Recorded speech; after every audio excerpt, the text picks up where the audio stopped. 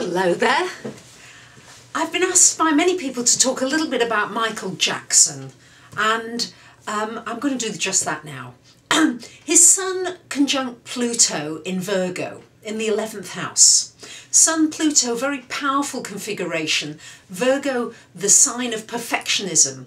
He will always felt as though he was never quite perfect. There was an obsessiveness about becoming perfect, and this would be denoted by this Sun Pluto.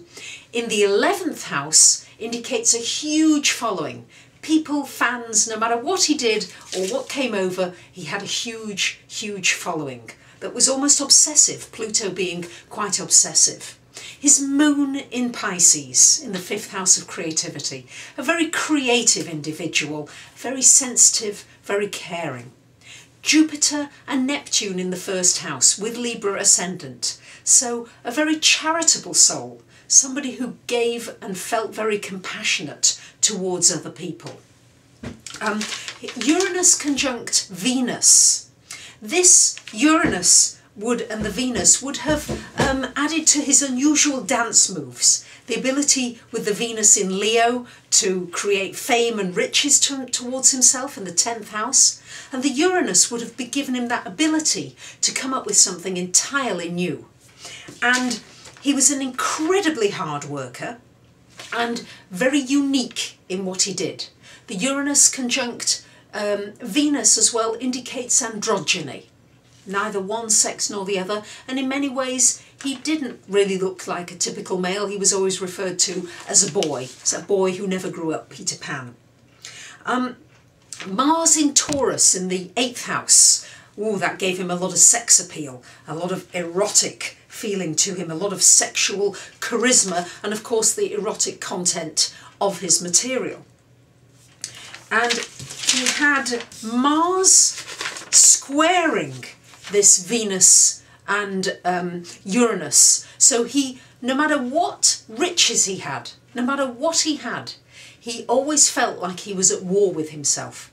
He always felt as though he had to do more, had to perform more, had to do more. And he had to work very hard. It didn't necessarily come so easily to him. He really worked very hard. As well, the square to Saturn would indicate issues with boundaries and feeling a little defensive. In public, he always was quite defensive and not really very reachable. And this would have had to do with that Saturn squaring the Uranus and the Venus.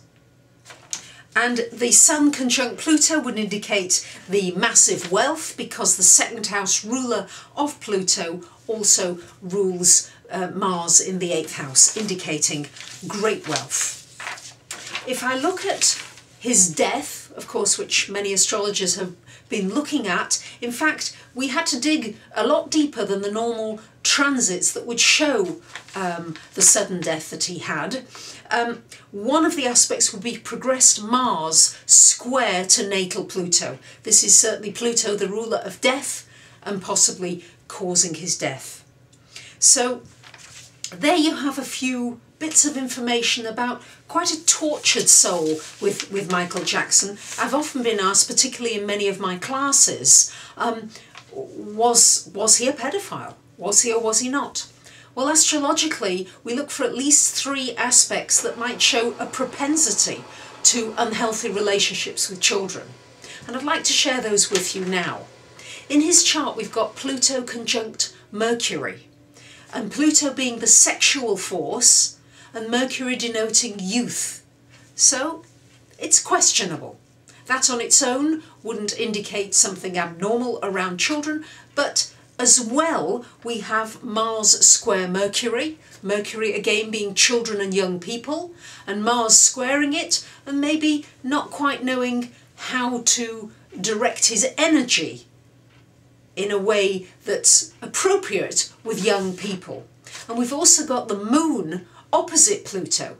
So again, his emotional self not quite knowing how to deal with that sexual energy of his. So there are in fact 3 aspects in Michael Jackson's chart that would show a possibility of not quite knowing how to behave correctly around children.